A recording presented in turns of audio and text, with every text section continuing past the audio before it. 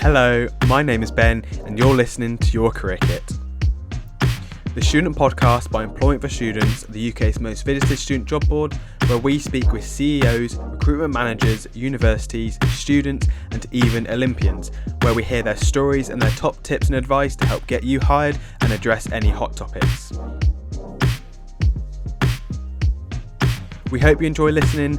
Be sure to subscribe and don't forget to visit our website for thousands of jobs, blogs, top advice and support, as well as follow us on social media. You can find us on Instagram, Twitter, Facebook, LinkedIn and new for 2021, TikTok.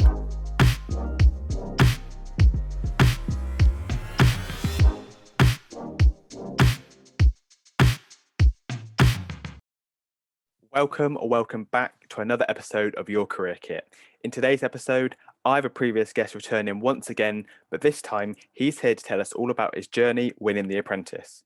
He's worked with the likes of Lord Sugar and Boris Johnson, and it would be a huge understatement to say he knows a thing or two about what it takes to be successful. In sharing his experience of being on The Apprentice, he also gives advice on success being closer than you sometimes think, making the most out of what you're good at, and my biggest question, what is it really like to sit in front of Lord Sugar in The Apprentice boardroom? A huge hello once again to Tim Campbell.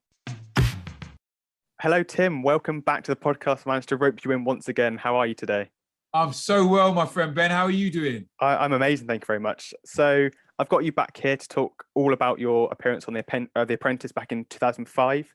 First things first, you were previously a project manager for Transport for London.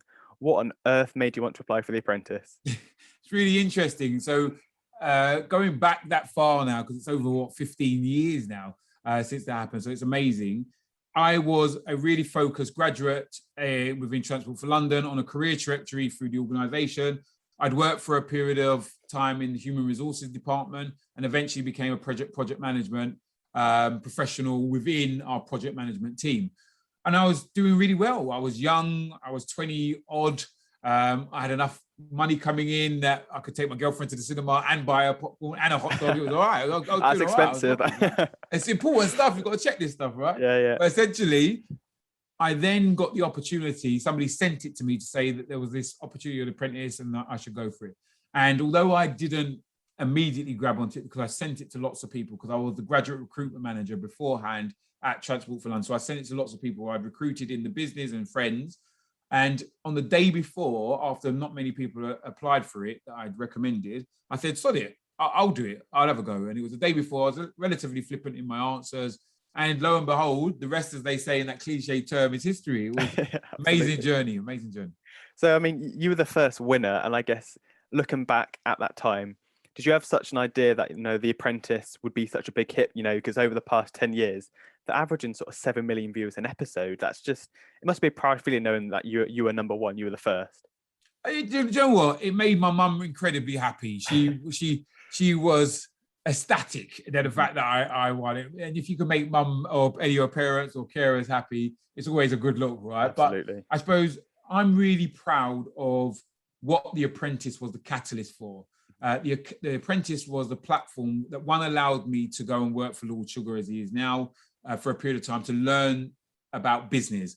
And that was incredibly important because getting that one-to-one contact with him was invaluable. It was worth more than the job was paying me, etc. Yeah. Going on from that, though, the platform it helped me to create around investing and supporting in other people's businesses through Bright Ideas Trust, working alongside the government to advocate apprenticeships across the whole of the country, and then advising the government on small business and how more people from different backgrounds could get involved in small business was actually more important than being recognized as the winner, because all of those different things means that the platform has allowed me to interact with and positively help thousands of people that I may not even know about, right? So I'm really proud and fortunate that I was part of that agenda where maybe before we got a bit more sensationalized because we didn't get 7 million people watching our, believe me, right? It was in the early days when it was on BBC Two and I think everyone had arthritis in their finger because no one pressed the two, but they went from BBC One to ITV. 1 to 3, yeah. 1 to 3 straight away. But essentially, the platform allowed me to do more of what I wanted to do, which is help people to fulfill their potential and to explore as many options as possible. And I think it's quite beautiful, the fact that, we spoke about this in our previous podcast when we spoke, that you are all about helping other people. And, I guess it's that springboard. It's that, like you said, it's that catalyst for you to able to get that platform to help other people. And it's really nice that you say that that's one of the best things you've learned from it. It's a huge privilege to, one, be recognized as one of the winners. There's been some amazing people who have come through the progress. But the big thing for me is that I was slightly disillusioned with the fact that being crowned or labeled the winner of a multi-million viewed television show actually created some distance, where lots of people said, well, one, you were really lucky to do that. I could never do the same. Or there were people who thought the only way I was going to make it is going on a television show. And actually a big part of my life has been spent dispelling both of those myths. Yeah. Because yes, it was really fortunate that I got on the show, but I did a huge amount of work beforehand around being eligible to be entered into the show in the first place. So I advocate to as many people, listen, just be good at something, find something, a talent, a skill, a niche that is specific for you that you can become an expert in. Don't be a generalist. Try and focus on something that you can really be passionate about, because the guy who played Fortnite and won £1 million from coming second, he was laughing at his mum all the way to the bank when they bought their new house, you know what I mean? Because he's focused. Now, I'm not saying everyone should be playing Fortnite, because in my house alone, it causes enough headache, right? But essentially, I'm saying there is a value in being good at something. That allowed me to get entrance to the show. So that was one side. And on the other side, I really want to make it clear that success is sometimes a long-term plan, which doesn't have many things that are visible to other people.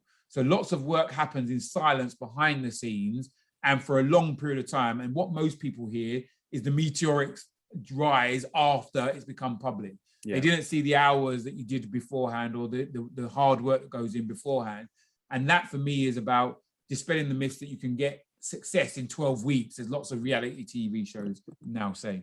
Yeah, absolutely. I think one thing as well that I thought was quite interesting, that you were one of the youngest on the show. I think you were 26 at the time. There are 3 of you that were 26, and the sort of the age ranged quite a bit. And what was that like for you going into the house? Did you know at the time you were the youngest, or did it sort of come up in conversation a few days in? It came up in conversation where we all obviously talked in the house and had background checks on what we did. And what I realized really, really quickly, not only was the majority of candidates older, but they were on paper better educated, in terms of they went to really great red brick institutions or did post-degree qualifications at fantastic business schools, etc., or had great CVs of institutions and brands that they'd worked for. And I'm sitting there like, I've just come out of Transport for London. Do you know what I mean? I'm the guy who worked on the platforms, telling people to mind the gap and having Americans laugh at me by saying Leicester Square and stuff, right? So I'm like, you have to literally pinch yourself as like, why am I here? Yeah. But actually, the beauty of the show, which I don't think gets talked about enough, is that it creates this artificial environment where it's a level playing field, where all of that stuff doesn't actually matter. And what you learn actually from The Apprentice is that when you create level playing fields, you can make no assumption about what success looks like. It is actually tied down to who has the strongest attributes personality-wise, and who's going to work the hardest. And that's why I think the enduring success of the show is about the power of human endeavor. The essential elements are that no matter who you are, where you're from, if you work hard and you deliver, you can be successful. And that is a really important lesson, which is why I am an advocate of talking about the show, is that if most people focused on that rather than the output at the end of getting investment from Lord Sugar as it is now, or a job as it was with me, then actually I think more people will be inspired, because it still is one of the only very few shows on television, outside of probably some of the Netflix productions, where families sit around and talk about something specifically. And I think there needs to be much more conversations about the power of business and more so financial literacy in our homes. And if shows like The Apprentice get people thinking about how do you buy something here and sell it for more? How do you get involved in marketing? How do you get involved in presenting? these kind of life skills, which are more important than some of the things that are taught in our education system at the moment, I think that can only be a positive. It's definitely something that's needed, isn't it? Especially looking back on my time at school, you don't learn anything about that. Even in business studies, you're quite limited in what you learn. You learn about all the sort of the big corporate stuff almost. But it's quite interesting. When I was watching, it's quite hard to actually find the episodes from season 1. Yeah, we buried them deep. We buried them deep, Ben. I took them off, but I managed to find the first episode. And straight away you took the lead, and Syra did as well on the women's team. It's quite interesting that you're both the finalists, but like you said, you learn about all that fine financial literacy stuff. You're speaking about that at the table. You took that big sort of leap of faith in a way, didn't you, by saying, right, I'll lead. I think what I've learned in my life now, and I'm an old boy now. I'm getting on my legs and my knees need cod liver oil now, right?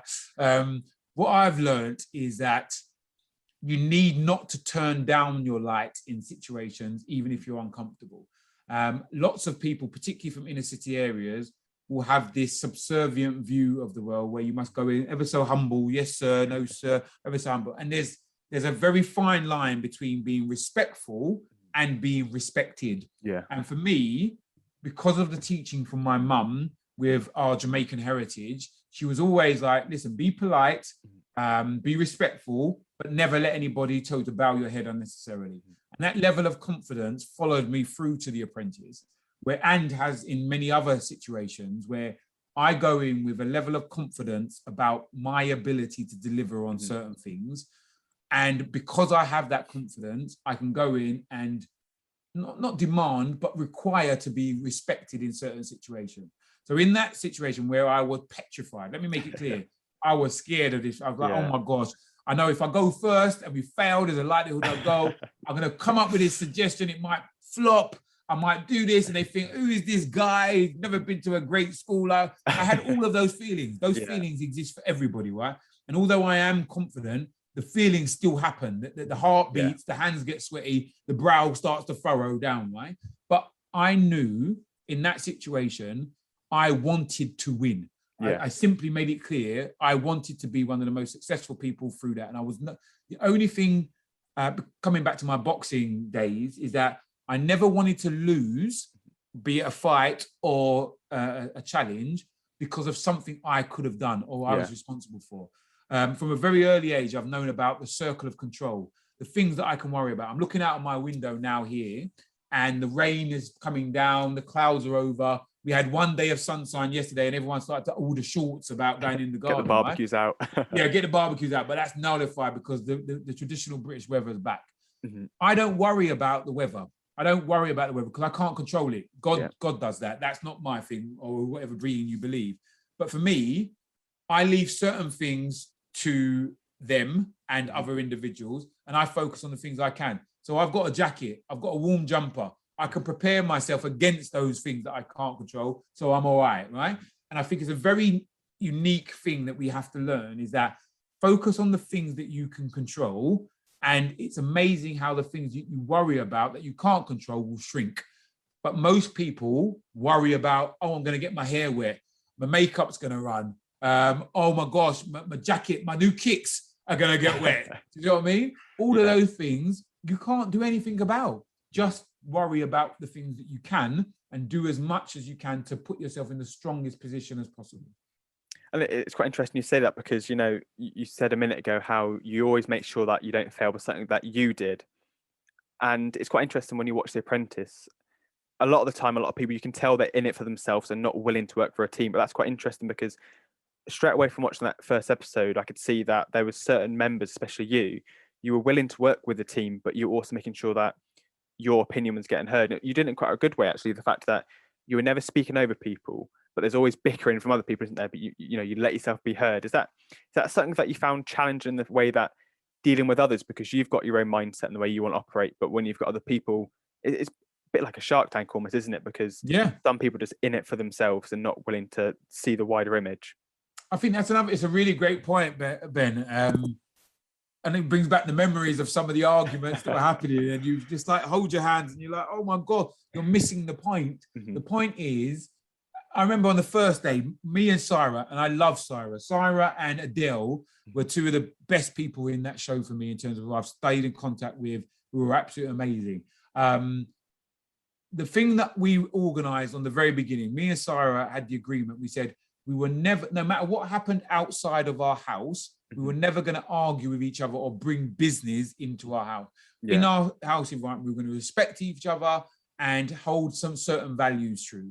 And I think for me, in business, in the Apprentice or whatever not, you've got to hold to your values. And what sometimes happens, particularly with people who are getting into jobs or the way of work, and we just celebrated International Women's Day here on Monday. And a big question that we had, or feedback from lots of the women we were speaking to, is that sometimes you can believe that you have to mirror the negative aspects of business or work in order to succeed.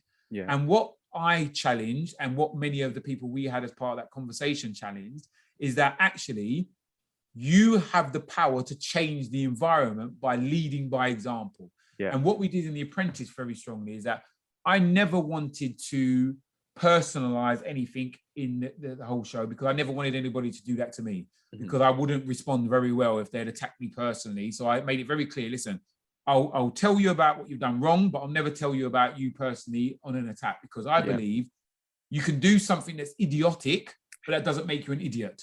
And there's a very, once again, thin line between the two, but I think it's important to be able to distinguish the two. And then I wanted to make sure that I led by example. So if I said somebody had to run 500 miles, I would have to run the 500 miles first and then ask them to do that. And that's kind of my management style. I'm really about, listen, let's set really compelling targets. Let's see if we can get there. But believe me, I will be running as fast, if not faster than you, in order to be able to get there. I'm not going to sit in some lofty chair and crack out a whip and say, yes, you go and work for me, you minions. It doesn't work like that, right? So by leading by example, by understanding the power of me as an individual in a mix, and understanding that my values were going to drive that activity, I hope, and it's reflected in the conversations I've had since, that it positively impacts the environment that you're in. And then people have a choice. You either have a choice to join the cool kids, as I call us, right? Who are going to do stuff being value-led, by being empowering to individuals, by working collaboratively, or you can position yourself where you're going to be egotistical, get everything for yourself, argue and bicker, and believe that you have to step on everyone's head to get there. And I'm happy for you to go off and do that, because it makes me really clear I don't need to be in your camp. It helps me to distinguish. And I'm not saying one is better than the other, but in my mind, I work much better in collaborative environments rather than coercive, disjointed, egotistical ones. So find your tribe is what I'd say to people thinking about it. Find the people who align best with you. There are now many more communication channels than when I was doing all this stuff 15 years ago, where you can find people who are like-minded. Brands and organizations now have to talk about ESG and what they're doing around CSR and initiatives they're doing around helping communities. Use all of that to make sure you're finding places that align with who you are, rather than what somebody else wants you to be. Definitely. And it's really nice to hear that you sort of stick to your values, and it obviously radiates off other people as well, because you're only in the boardroom a handful of times because you're obviously successful in the task that you did. What was the experience like? Lord Sugar sat in front of you in the boardroom. What were the nerves like? Listen, the nerves were off the scale. As I said, anyone who said they weren't nervous is lying, right? And I think what you've got to remember is that nerves is not a bad thing. It's often said that having emotions in work is a negative, but I think having emotions in work is a positive. What you have to remember or work on is how you manage those emotions, because if you didn't have emotions, you'd be a robot, and I don't want to work with robots because they're taken over, or they will soon anyway. But so the point for me is that emotions are good. I'd much rather you were emotive at work, because I can see passion, I can see enthusiasm, I can see determination. But I want that energy to be channeled in the right way. And energy can be channeled in the wrong way sometimes, where it becomes confrontational, becomes egotistical, becomes big heave, I always have nonsense. I'm much more around, let's take how you're feeling, whether it's positive or negative, and see how we can channel that into something else. Because the nerves for me in that scenario were 100. But I also knew I needed to get through that in order to be successful. So the nerves were not as strong as my desire of what I actually wanted. So hold on to what you want to achieve, and that will drag you through the mud of dealing with the things that you may not think is positive or negative. But don't see your emotions as negative. They are part of who you are. We just have to learn how to manage them and focus them on the activities that we want. Absolutely. And one thing that I think we can actually apply to, students might be listening to this and they might have their first interview coming up for whether it be their first part-time job, a full-time job, an internship, whatnot, or over the scale. The interview process, yes, it's a tradition now, isn't it? Everyone knows you look forward to it in a way, don't you? It's the best bit. It's the best bit. That's more like a grilling, isn't it? Well, it really was. I guess you didn't know what you're getting yourself into, did you? No, not at all, my friend. Listen, it was the most intense part, apart from the very final session where Lord Sugar was making his decision. And the reason why it was the most intense part is because these are very, very experienced interviewers who are at the top of their proverbial games and who are giving the time to give Lord Sugar some feedback. So you knew you had to impress, right? But having worked in HR, I think I had an added advantage over many of my colleagues, because to speak to the audience, you should be really clear that the power in an interview is shared. It's actually shared, because when you go into an interview, you think, just like on the show, all the power sits with Lord Sugar's sergeants and colonels who sends in to have a conversation. But actually, it is shared. And why I say that is because if somebody's called you to an interview, you're already halfway there. You've given them enough that says that they're interested in some more. And now it's up to you to convince them that they should go beyond that and give you the opportunity in a one-to-one conversation or one-to-many conversation. So there's a lot of power that you bring into that room because they've called you there. It's like, you've called me here now. You've got to also impress me, because how they conduct themselves through the interview, how they respond to your questions, the stuff that they are showing how passionate they are about having you in the room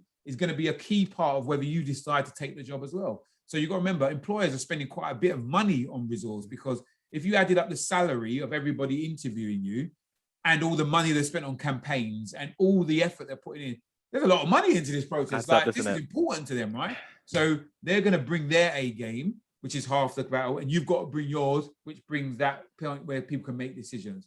So in an interview, for anybody who feels nervous, do as much as you can to mitigate that nerve. So know who's going to be interviewing. The amount of people I know who go to an interview and have no clue who's going to interview them, phone up the people, send an email, say, just query about who's going to be interviewing me. Because essentially, being able to walk into a room, knowing that you've found someone on LinkedIn or you have their name is a huge bonus about allaying fears, because the unknown is the unknowns of situations that scare most people. Absolutely. So get rid of the unknowns. Where's the interview going to be taking place? If it's online, as most of the things are in this modern age, practice with the software. If it's Teams, if it's Zooms, if it's Google Meets, if it's a WebEx, whatever, practice with that beforehand. Phone up your cousin, your nephew, your sister, or your brother, whatever, and have a play with it, right? To do that stuff. And then the final thing for me is they're usually going to only ask you 2 sets of questions. And the 2 sets of questions are about the job and measuring your competence to be able to do it, and about you. And the pieces of information which give you the best information about preparing for that are going to be the job description or advert, which tells you about the role. So it's going to ask you about that. So make sure you know it inside out. Every word, you understand it. If there's not, go and ask someone about it. And then about you, you've already given them a CV or answered some questions about the particular role. So make sure that you've got enough examples about when you've aligned to what the job's asking for based on what you've given them as a CV. So get prepared with examples, get prepared with information about what you don't know to make it as comfortable a process, if you can ever call an interview comfortable, a process as possible so that you can perform the best. Perfect. And during your time on The Apprentice, what was your favourite task? And you obviously get these really nice rewards. Were you there? Did you get to go to Monaco? No, I missed Monaco. Oh, I was so vexed. We were on this winning streak, and then we lost the Selfridges task, I think it was. And then Syra and her crew got to go to Monaco. I was so mad. I was so upset. But they deserved to win. But of all the tasks that we did, that was the best prize. Yeah. That was the one you wanted. We left the country. I can't believe it. Anyway, I'm not bitter, as you can see, as a memory. But I think the best task for me, well, there was two. If I could pick 2. was the first task, which was where we had to sell flowers, because it proved to everybody watching, and ourselves included, how easy business was. Because to many people, the perception about getting into business, well, you need a degree, you've got to have this, you've got to have a killer idea. And essentially being lumped in the middle of London with some money to buy flowers and selling them to people on their doorsteps was the easiest business plan and business execution we've ever probably experienced in our lives. And it just proved how determined you are actually indicates how successful you'll be. So I think we made, in an afternoon, we made something like 600 quid, maybe 400, 600 quid, whatever. So it was like amazing. Just for one day's work, we made that money from nothing. So it was true alchemy. It showed the alchemistic nature of business, where with effort and energy, you can turn things around. The second one, which was most interesting, was the final one, when we had to create this big party, and it was between me and Sarah, who's going to create the best party. It was amazing, the support that we had, but it showed you how you relied on a team of people. And if you can manage and motivate a team of people, the synergy of that effort can create amazing things. So we had a catwalk show on a boat in the River Thames, which was brilliant. I'm not even being boastful. It was really good. I would have gone to the party. I mean, you won. I won off the back of it, but I would have gone. I would have paid money for the tickets to go to the party. And it was a guy, one of the team there, a guy called Andy, who is now a very, very good friend, a lifelong friend, beautiful family. Their daughters, Anna and Eve, really close to our family in terms of we look out for what they're up to and what they're doing. My relationship with him grew as part of that, because at one point I got the lowest I've ever been. Like, I was like, sod this, I'm going home, I've had enough, nothing's going wrong, right? It's raining, I can't be asked, I'm not going to do it. And we built up a relationship through that, which has stayed a long time, because he saw how much I wanted. He provided the support in terms of getting through that particular process. And it's the thing with business, you sometimes build up lifelong relationships with people that you work through the hardest time. So I love the experience. And I do want to say to everybody, don't rely on television for success. All of the things I learned through the television program, I could have learned outside of it and independently, and not have to sell my soul to the television devil in order to be able. So essentially, there are other options around how you get success, and it's that working hard in silence for what you want that will probably get you there. Tim, that's absolutely amazing. Are there any social media, any link you want me to pop in the description for you? Just you can find me on Instagram. I'm at Timothy Campbell _MBE. I'm on Twitter, TC_MBE. If anyone still uses that, send me a message on LinkedIn or whatever. But I'm always around. So hopefully it's one of those, if we continue to work together, hopefully I'll come back and have another conversation. If there's anything that anyone needs any help with, assistance, that I'm more than happy always to help if I can. Perfect. Well, thank you very much, Tim. And we wish you all the best for the next few months. We're coming out of lockdown, so nearly there. Nearly there, brother. Nearly there. Listen, Ben, it's an absolute pleasure. Love your podcast. I think you're doing an amazing job. Thank you very much. Take care, Tim. Take care. Bye. We hope you enjoyed listening and picked up some valuable tips or advice. If you did enjoy, be sure to subscribe so you don't miss out on any future episodes. If you're looking for student jobs, from part-time jobs, gap year roles, apprenticeships, internships, placements, or graduate roles, head to e4s.co.uk. See you next time.